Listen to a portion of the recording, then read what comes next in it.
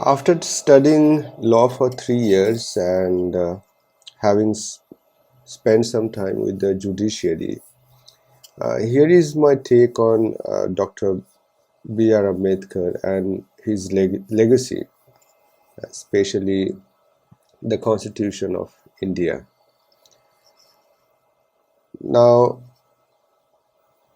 it's commonly heard between many individuals, many leaders, and how Mr. Ambedkar is praised for the the tremendous job that he has done with the Constitution. But I foster slightly different opinion, and here are my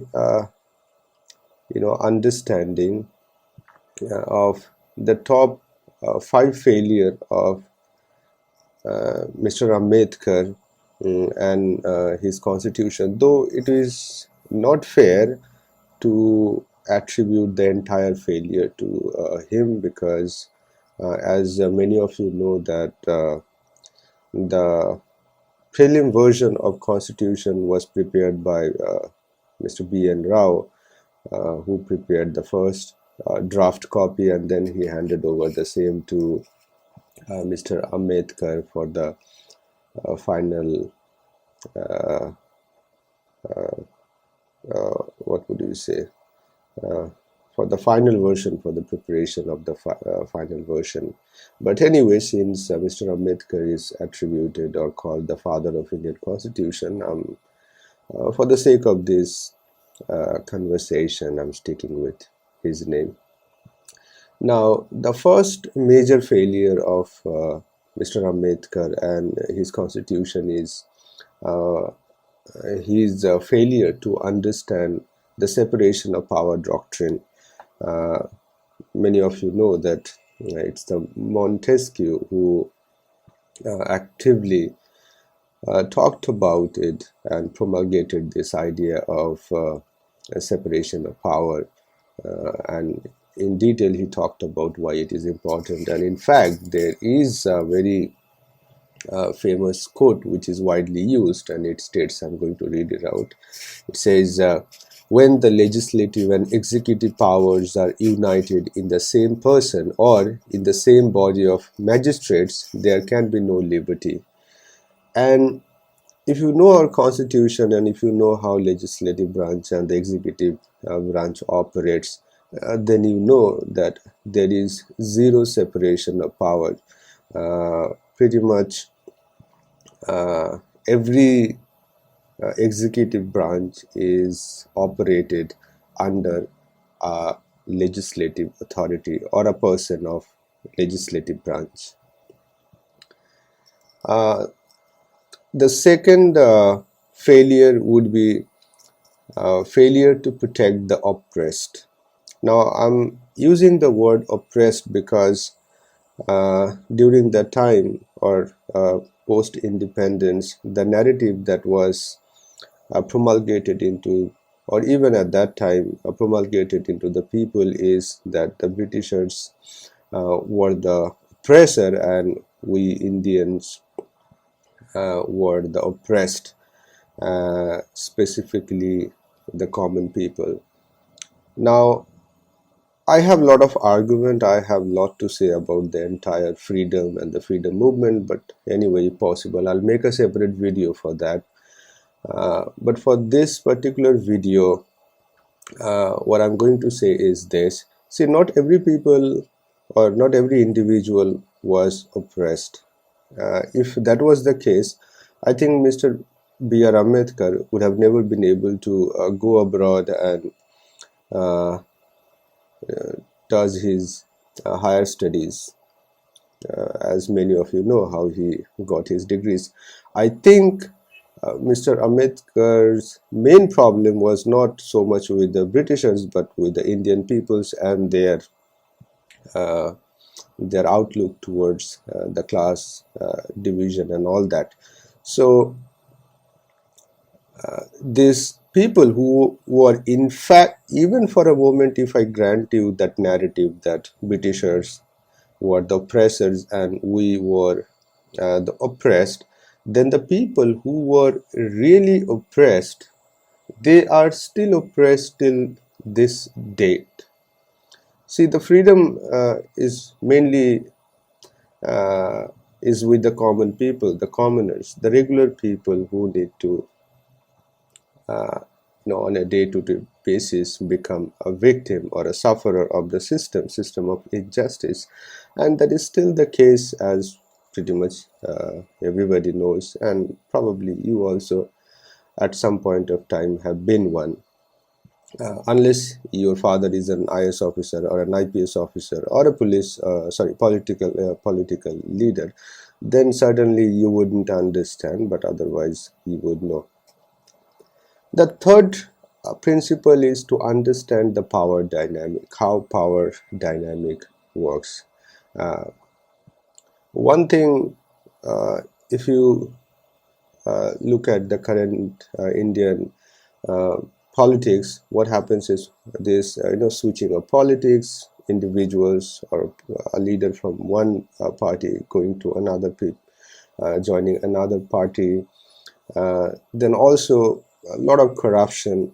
And sometimes what I feel is that it's not entirely them to blame.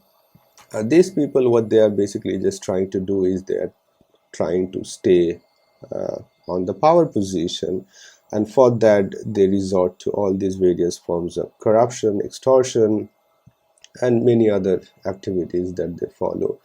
So that's something that if he had understood how, and again, the monetary aspect, if you think about, which is entirely is with the legislative branch, is another thing that Mr. Ambedkar should have understood, the principle uh, between the money and the power, and he left both of those things into the hands of legislative branch. Fourth is mentioning again, because Mr. Ambedkar himself was a jurist, and I think at least he should have done something to protect or create a shield for the judiciary branch. And in fact, if you know the judiciary, during the British era and the judiciary that exists today, the department has only become sick and sicker. It is getting sicker every day due to not the failure of the judiciary, but it's the inherent, I would say, the disease that is there within our constitution, which was left uncured by Mr. Ambedkar. And if you go to some of the police station, if you go to some of the district courts, or even to some degree, if you go to high court, even it becomes very obvious that the kind of nourishment, the kind of development that is needed or was needed, it was never looked into. It was left disregarded by the legislative branch with a purpose, because why would you do, why would you strengthen judiciary? And many a times we see they either would block different postings of judiciary officers, they would not take necessary look into developmental aspects of different judicial aspects.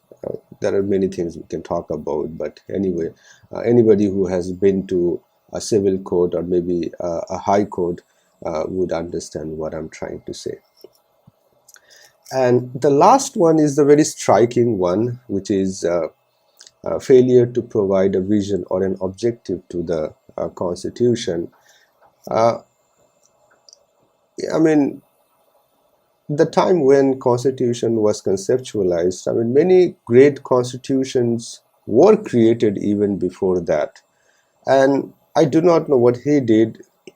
Again, I will, seek forgiveness from him. As I said, I understand it's not entirely attributable to Mr. Ambedkar. I think many other hands were behind things that we do not know, or we were rather never informed about those things. But anyway, the point being, if you read US Constitution or British constitutions, they all uh, came up with a objective. They all came up with a vision. If you, when you read the Bill of Rights or the Declaration of Independence, they talk about the purpose. It lays the groundwork for the constitution of their countries.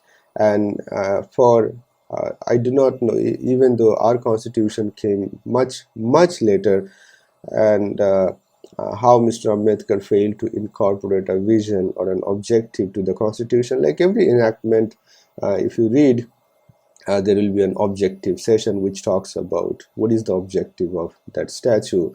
In the similar manner, I do not know how he skipped, again, whether it was deliberate or not, something that I always have to ponder, or you have to ponder on it. But and one more thing, again, just if you have read some case studies, then you would know that even the preamble, whether it is part of the constitution or not, there have been a lot of flip-flops over the years. At some time it was considered part of constitution, at some point it was considered it was not part of constitution. So and all these things only happened because there was no clear or straightforward objective or vision that was attached to our constitution. So that's my short observation or understanding of Mr. Ambedkar and his the so-called masterpiece of Indian Constitution. Let me know what you think about it.